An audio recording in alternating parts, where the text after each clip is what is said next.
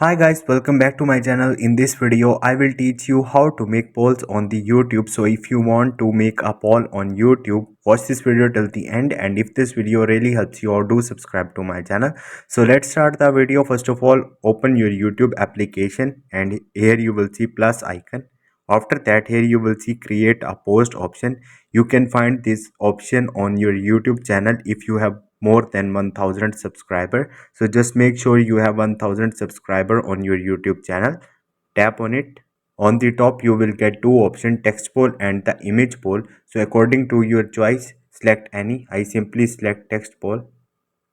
Now here you will see ask your community. So I simply like my tutorial.